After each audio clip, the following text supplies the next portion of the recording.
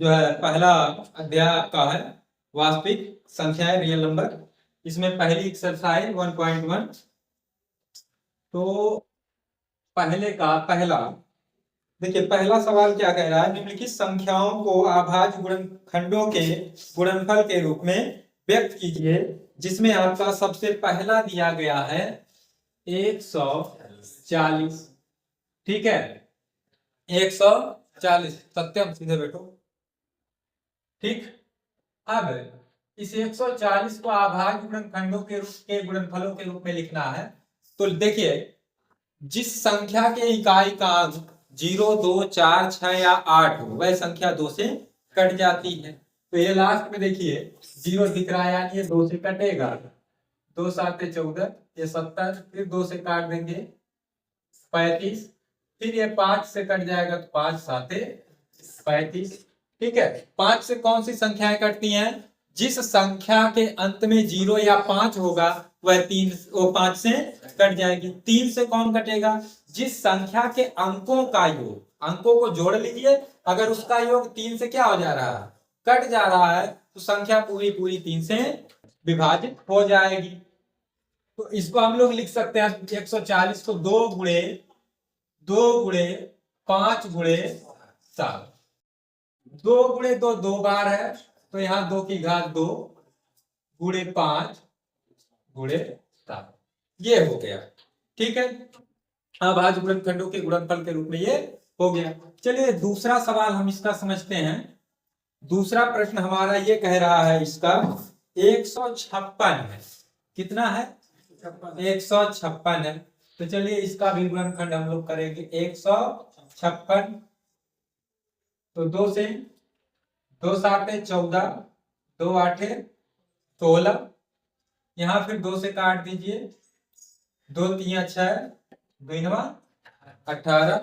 फिर देखिए आप 2 से कटेगा नहीं, तो अंकों का योग देखिए 9 3 12, तो 3 से कट जाता है ना 12, 3 से काट दीजिए इसको, 3 1 का 3, 3 3 9। तो यानी हमारा ये आ गया 156 क्या आया, 2 गुणे 2 गुणे 3 गुणे 13। अब इसको हम लोग लिख सकते हैं 2 की घात 2 गुणे 3 गुणे 13।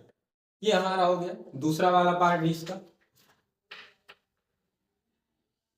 तीसरा पार्ट जो आपकी बुक में है वह है 3825। तो इसका करना है 3825 कर लेंगे। ठीक है, चलिए देखते हैं। लास्ट में 0 2 4 6 या 8 दिख नहीं रहा, यानी ये 2 से कटेगा नहीं। 2 से नहीं कटेगा तो हम 3 से ट्राई करते हैं। 5 2 7 और 8, 15 3 18, अंकों का योग 18 है, जो कि 3 से कट जाता है, यानी ये संख्या 3 से कट जाएगी। तो चलिए 3 से काट दे रहे हैं। 3 1 का 3, 3 दूना 6, 2 8, 3 7 21, 3 5 15। तो ये हो गया। अब फिर आगे देखते हैं कि फिर कटेगा कि नहीं कटेगा। 5 और 7 12, 2 14 15, यानी ये फिर कट जाएगा 3 से। 3 4 12, 3 दूना 6 7, 3 5 15। अब फिर देखते हैं 5 2 7 4 11। अब 3 से नहीं कटेगा। 3 से नहीं कटेगा तो अब 5 से देखेंगे। अभाज्य संख्या को देखेंगे ना, 4 से ट्राई कर लेंगे। जब 2 से नहीं कटेगा 4 से भी नहीं कटेगा। अब लास्ट में 5 दिख रहा है, तो 5 से तो ये कटेगा ही। 5 8 40, 2 42, 5 5 25, फिर 5 से कट जाएगा, 17 5 85 होता है। ठीक, तो इसको हम लोग क्या लिख सकते हैं, 3 गुणे 3 गुणे 5 गुणे 5 गुणे 17। अब 3 2 बार है, यानी 3 की घात 2, 3 का स्क्वायर गुणे 5 की घात 2 गुणे 17। इसी तरीके से आगे के 2 और पार्ट हैं। चौथा ये आपका है 5005, और पांचवा आपका है 7429। इसे आप कर लेंगे।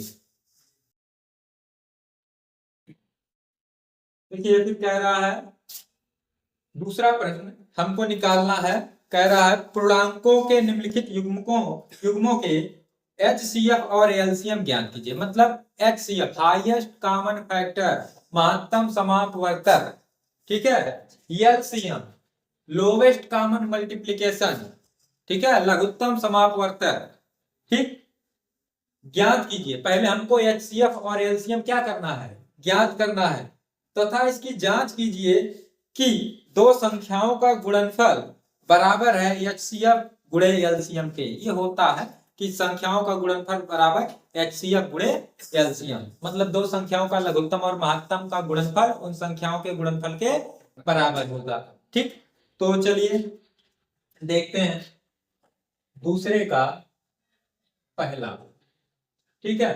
दूसरे का पहला हमको दिया गया है 26 और 91, ये दो दिए गए हैं। तो हम लोग गुणनखंड विधि से और भाग विधि से, दो विधियों से LCM और HCF निकालते हैं, ठीक है। LCM और HCF क्या करते हैं, निकालते हैं। अब चलिए गुणनखंड विधि से हम लोग इसको करते हैं। ये 26 है 91, तो 26 का सीधा आसान सा फैक्टर है 2 गुणे 13। 91 का है 7 गुणे 13, 13 से 91 होता है। नहीं तो फैक्टर ऐसे कर लेंगे अगर बड़े अंक आएंगे, ठीक है। इसको तो आसान है। अब हम निकालेंगे HCF। HCF जो कॉमन वही HCF होता है, जो सब में रहे। तो इन दोनों में क्या है, 13, तो हमारा क्या हो गया, HCF हो गया। अब LCM में क्या होता है, जो कॉमन रहेगा वो तो लिख ही लेंगे, उसके अलावा जो बचेगा वो उतार लेंगे। जो कॉमन संख्याएं रहेंगी उसको एक बार लिखेंगे, बाकी जो बचेगा उसको उतार लेंगे, ठीक है। तो देखिए यहाँ 13 है दोनों में, तो 13 है। अब इस 13 के अलावा बचा क्या है, 2 बचा है, और क्या बचा हुआ, 7 बचा हुआ है, गुणे में उतार लेंगे। गुणा करा दीजिए जी, 7 गुना 14, 14 तिया 42 के 2, 14 एक कम 14 और 4 18, इसका LCM आ गया 182। अब जांच भी करना है, चलिए जांच कर लेते हैं। तो हम लोग जांच करते हैं HCF गुणे LCM। तो HCF हमारा है 13 और LCM है 182। 13 का गुणा कराइए, 13 गुना 26, 13 8 104 और 2 6, फिर 13 कम 13 और 10 हासिल था 23, ठीक। अब संख्याओं का भी गुणनफल हम लोग निकालते हैं। संख्याओं का गुणनफल बराबर 26 गुणे 91, ठीक है। देखिए 26 एक कम 26 के 6, 26 एक कम 26 के हासिल 2 बचेगा। 26 नवा 234 और 2 236, 2366 ये भी है, 2366 ये भी है, दोनों सेम आए हैं। तो यहाँ नीचे हम लोग लिख देंगे, आता है संख्याओं का गुणनफल ये बराबर है किसके, HCF गुणे LCM के। तीसरे प्रश्न में कह रहा अभाज्य गुणनखंड विधि द्वारा निम्नलिखित पूर्णांकों के HCF और LCM ज्ञात कीजिए, ठीक है। तो पहले का पहला हमारा, तीसरे का पहला हमारा दिया गया 12, 15 और 21। तो देखिए, तो गुणनखंड विधि से हमको निकालना है, तो सबके गुणनखंड कर डालेंगे। 12 है छोटा अंक है, 2 गुना 4, 4 तिया 12। इसको हम लोग थोड़ा सा लिखें तो ऐसे लिख सकते हैं, 2 की घात 2 गुणे 3। 15 है 3 गुणे 7, 21 है 3 गुणे 7, ऐसे घात के रूप में लिख लेंगे। अब देखिए HCF में न्यूनतम घात वाले को ले लेते हैं, ठीक है, तो क्या है, सब में कौन सी घात है न्यूनतम, सिर्फ 3 है। एचसीएफ कितना हो गया, 3।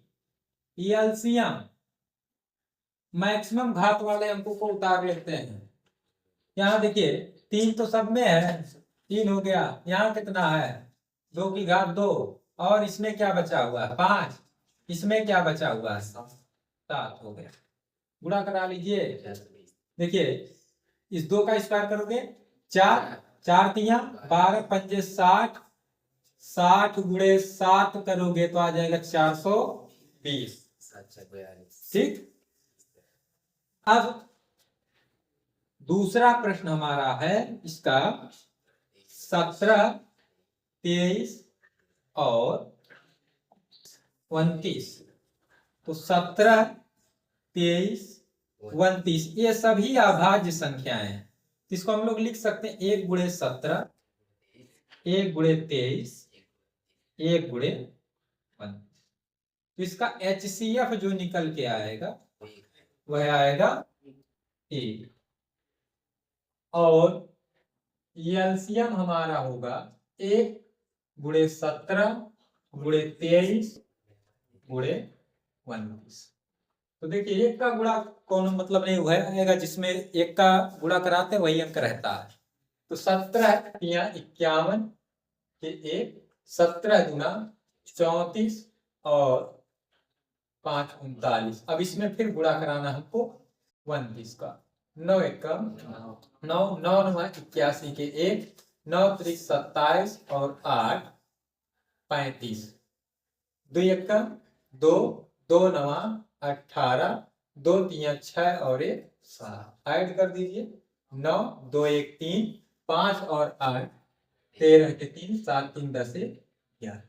यानी ये हमारा आ गया 11,339। ठीक, अब इसका जो अगला है तीसरा वाला, इसे आप कर लीजिएगा।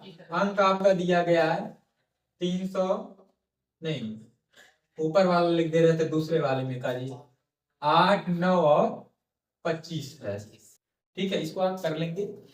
अब देखिए चौथा प्रश्न कह रहा है एचसीएफ, एचसीएफ किसका एचसीएफ है 306 और 657। इसका एचसीएफ जो है वो 9 है। हमको निकालना है एलसीएम, इसका एलसीएम निकालना है। ठीक है, तो हम लोग ऐसे भी अंक दिया हुआ है तो निकाल सकते हैं गुणनखंड विधि या भाग विधि से, या फिर आपका सूत्र होता है, सूत्र होता है एलसीएम इंटू एचसीएफ बराबर संख्याओं का गुणनफल, या आप लिख सकते हैं पहली संख्या गुणे दूसरी संख्या। तो एलसीएम हमको ज्ञात करना है। एचसीएफ हमारा दिया गया है 9, हमारी संख्याएं क्या है 306 गुणे 657 गुणा करना है। तो यहां से एलसीएम बराबर 306 गुणे 657 बटे 9।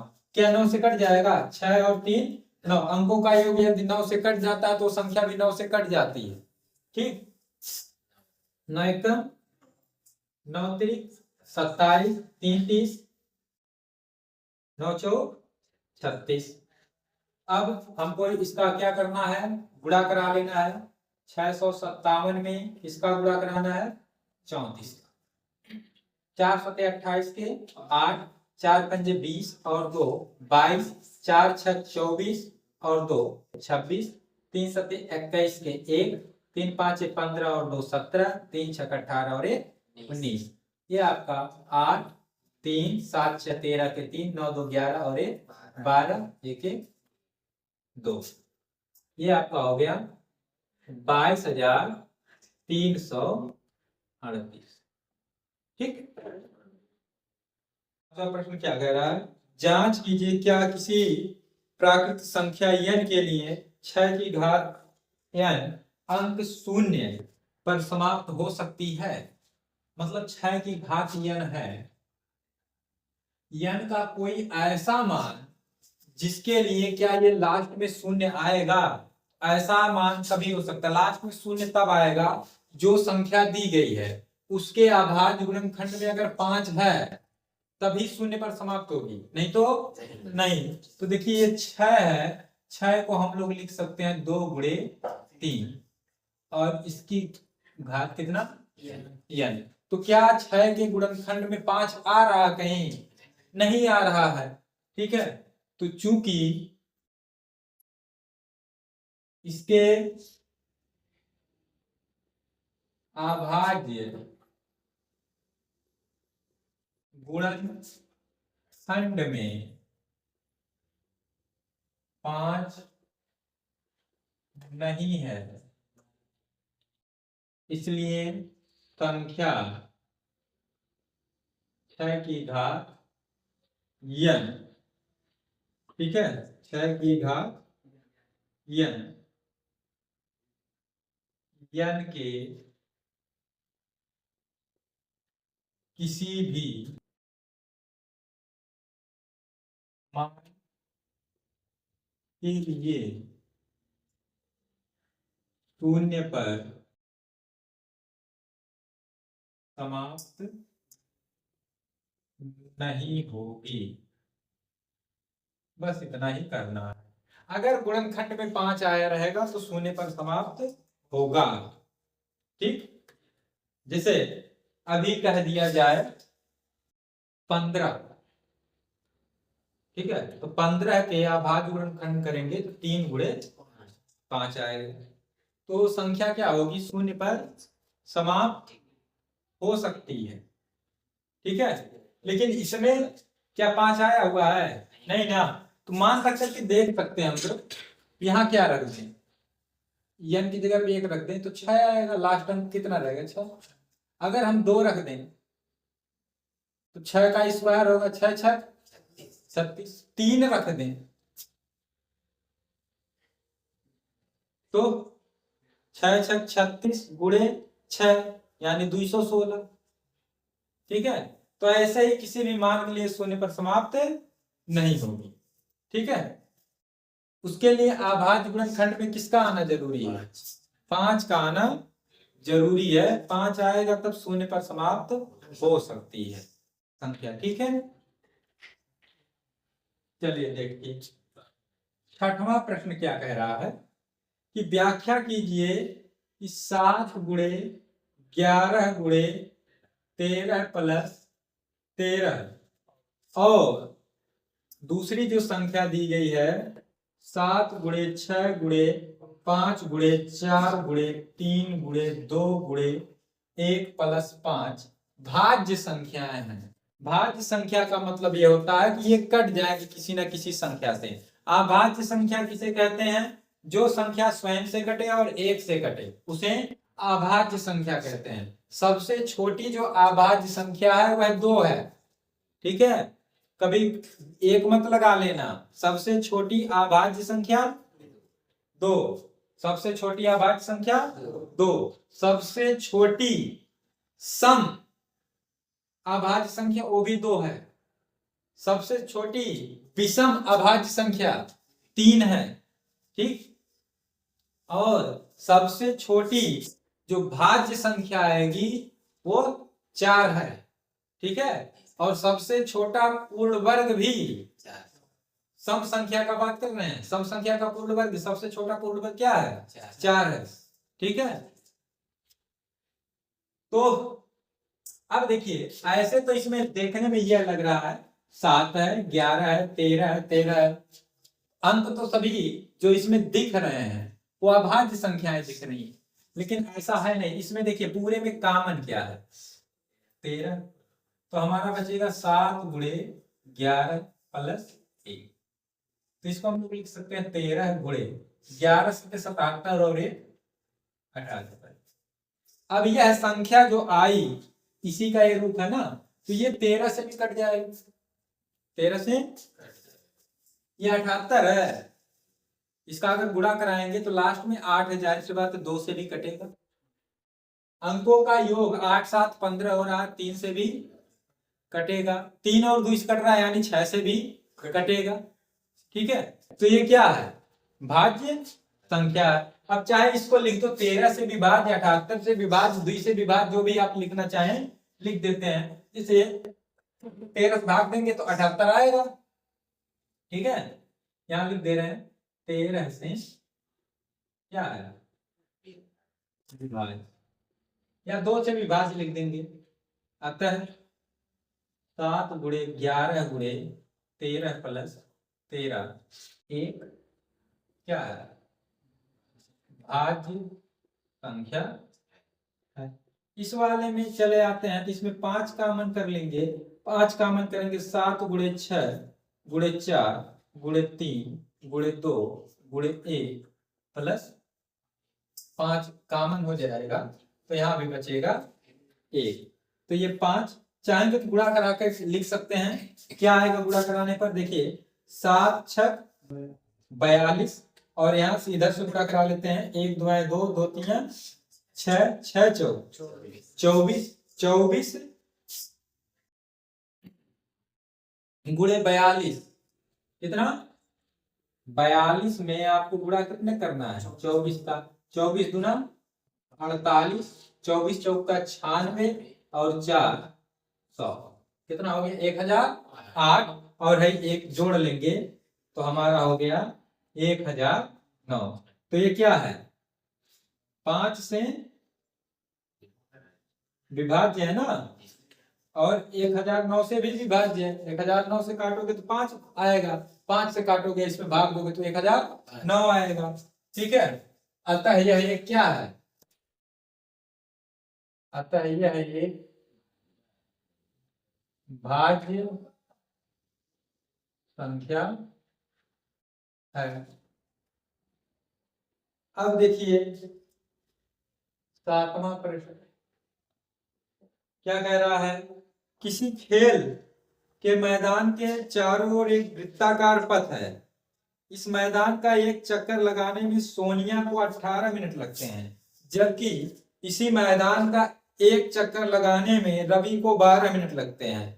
तो मान लीजिए वो एक ही स्थान से एक समय चलना प्रारंभ करते हैं एक ही दिशा में। ठीक है, तो कितने समय बाद वे पुनः प्रारंभिक स्थान पर मिलेंगे। मतलब ऐसे एक वृत्ताकार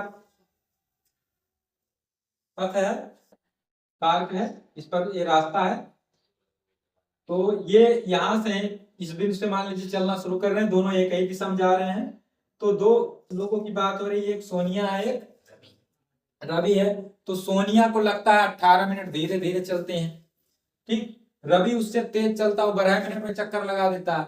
अब जाहिर सी बात है एक ही दिशा में चलेंगे तो रवि हो जाएगा आगे, सोनिया हो जाएगी पीछे, यानी रवि चक्कर ज्यादा लगा लेगा तभी तो समय आएगा जब ये मिल जाएगा। जैसे पहला चक्कर ये लगाया 12 मिनट में, वो लगाए कितने में 18 मिनट में, यानी जब तक सोनिया का 1.5 एक चक्कर पूरा होगा तब तक उसका 1.5 हो जाएगा। ठीक है, फिर अगले बार घूमेगा तो उसका 2 पूरा होगा, इसका 3 पूरा हो जाएगा, मिल जाएंगे। तो ऐसे सवाल में जब आपका पूछे तो उसमें कुछ करने की जरूरत नहीं, एलसीएम निकाल लेना है। किसका एलसीएम निकालना है 18 का और 12 का, 12 और 18 का क्या करेंगे एलसीएम, गुणनखंड विधि से भाग विधि से दोनों से देख लेते हैं। भाग विधि में से देखिए 2 से कट जाएगा, अभाज्य गुणनखंड करेंगे इसका, तो 2 9 18, 2 6, फिर 3 से काट दीजिए, 3 4 9, कम से कम 2 अंक कटे तब फायदा, फिर 3 1 3 2 1 2 काटने में कोनो फायदा नहीं है। तो एलसीएम क्या आएगा 2 गुणे 3 गुणे 3 गुणे 2, 2 3 6 त्रिक 18 गुना 36 मिनट, कितने मिनट के बाद मिलेंगे 36 मिनट के बाद मिल जाए। 1.2 इसमें आपको संख्याओं को अपरिमेय सिद्ध करना है। ठीक है, तो अपरिमेय जो सिद्ध करने के लिए √2 √3 √5 यही आपका आता है, एक प्रश्न अपरिमेय सिद्ध करने के लिए जरूर आता है। ठीक है, तो आपका पहला प्रश्न क्या कह रहा है, सिद्ध कीजिए कि √5 एक अपरिमेय संख्या है। तो जो सिद्ध करने के लिए कहा उसका उल्टा मान लेंगे, तो माना √5 एक परिमेय संख्या है। अपरिमेय हमको सिद्ध करना, तो हम लोग मान क्या लेंगे, परिमेय संख्या। परिमेय संख्या वह संख्या होती है जिसे हम p बटे q के रूप में लिख सकते हैं। अपरिमेय वह संख्या जिसे हम p बटे q के रूप में नहीं लिख सकते हैं। ठीक है, तो इसलिए हम लोग इसको लिख देंगे √5 बराबर p अपान q, या आपका मन कहेगा x upon y, a upon b, जो भी आप लिखना चाहेंगे। ठीक है, जहां p तथा q का एक के अतिरिक्त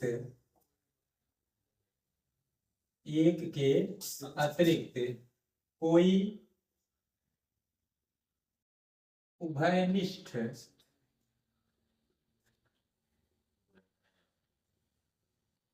गुणनखंड नहीं, या आप इसकी जगह पर थोड़े छोटे में लिखना चाहेंगे तो लिख देंगे जहां p तथा q सह अभाज्य संख्याएं हैं। ठीक, सह अभाज्य संख्या। तो दोनों पक्षों को वर्ग कर दीजिए, दोनों पक्षों का वर्ग करने पर, दोनों पक्षों का हम वर्ग करेंगे तो आएगा 5 बराबर p² बटे q²। यहां से हम लोग p² बराबर निकालेंगे तो 5q²। तो ये जो p² है 5 से विभाज्य है, 5 से इसमें भाग देंगे तो q² बचेगा। ठीक है, इसे बना देते हैं समीकरण 1, या उसको 1 बना रहेंगे तो इसको 2, अगर इसको हम 1 बना दिए इसको क्या बना देंगे 2। ठीक, अतः p² 5 से विभाज्य है,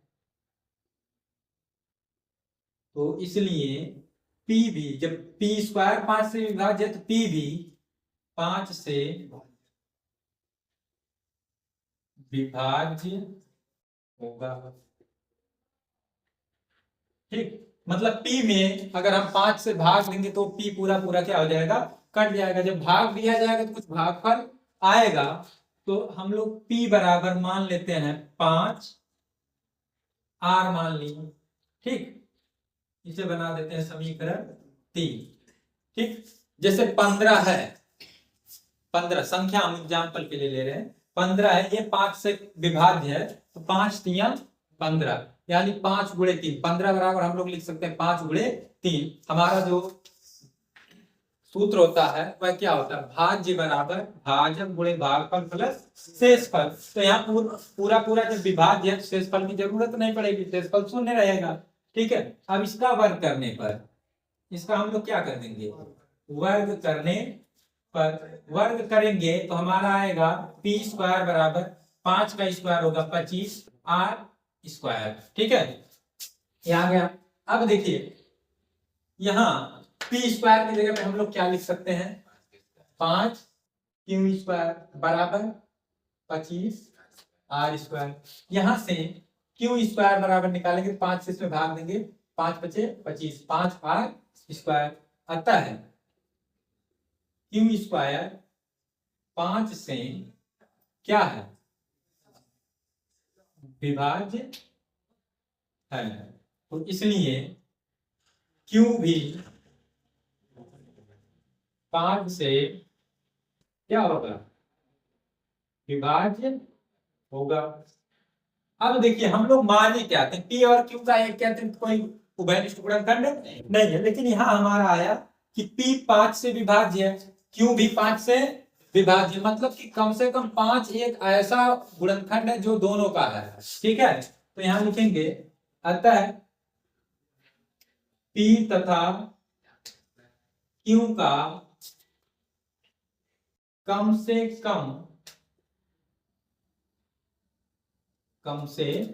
कम एक उभयनिष्ठ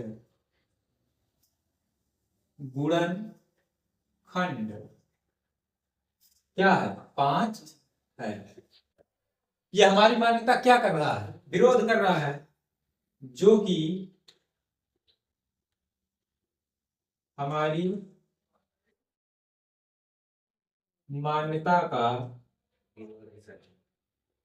विरोध करता है।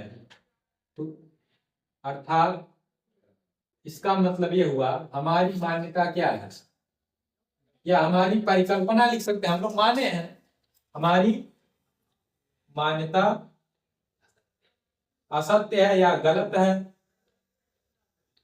ठीक, इसका मतलब क्या हुआ, अर्थात √5 एक अपरिमेय संख्या